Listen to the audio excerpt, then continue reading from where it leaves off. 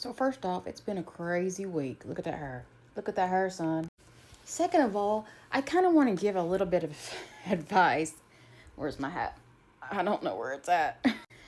Anyway, got some experience doing goal building in group settings. And can I just say the number one thing I want people to know when they haven't even started building goals is you cannot use other people's goals to define your life. Let me explain.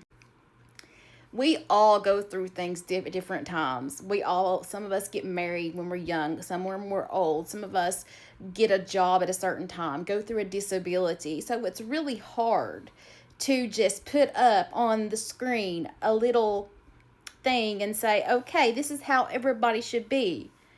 Everybody doesn't start at the same starting point. People have things that happen in their lives that cause them to have a different set of goals. And I explain that when I had a life-threatening illness, my goal sometimes was getting out of bed and taking a shower.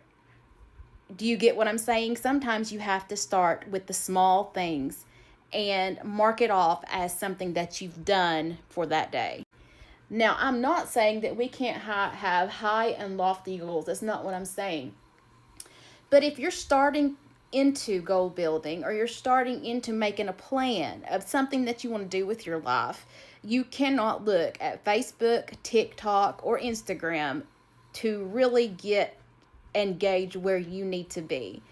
I am 39. I am single. I don't have a 3-bedroom house with a white picket fence and 2.5 children.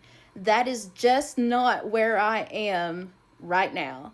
And a lot of people would be condemning of me because of that.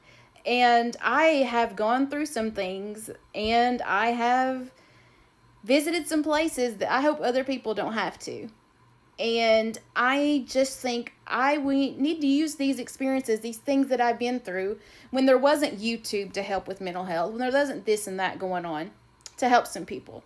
So I want to help you today by saying you make your own goals. You decide what makes you successful. Now, I'm not saying that we can't look at other people and say, oh, I want a relationship like this sometime. But that boxes our lives in, especially people who have not had a traditional life. They didn't go to college and then get married and have a beautiful wedding and then have kids and all that stuff. So we can't let other people determine our success. We can't let other people pressure us to make goals that they want for us so that others can be like, oh, look, Heather did this. I mean, who cares? If it's not something that I feel like I need to be a part of and I need to strive for, I don't want it as a goal. Other people will try to impose goals on you that do not equal success for you. So first we have to determine what is success for me. Okay? Right.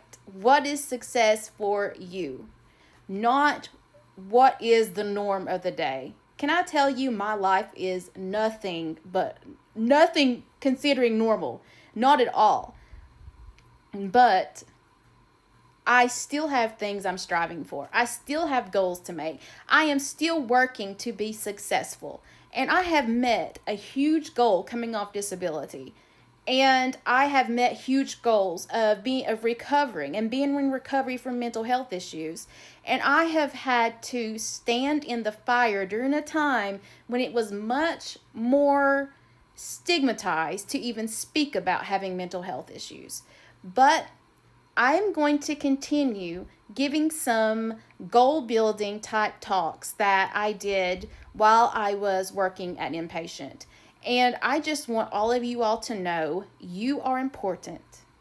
You are human and you deserve to be happy.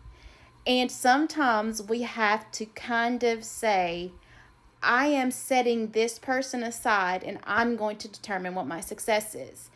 And I also told my patients at one time when I worked there, I said, Make everybody happy to keep yourself safe. Make everybody mad to keep yourself safe. Sometimes you just have to say, this is what's going to happen, and I apologize that you don't like it. But this is a successful step for me in my journey of life. All right, I hope that helped a little bit.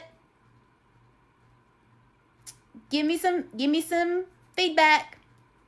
Give me some feedback. Bye.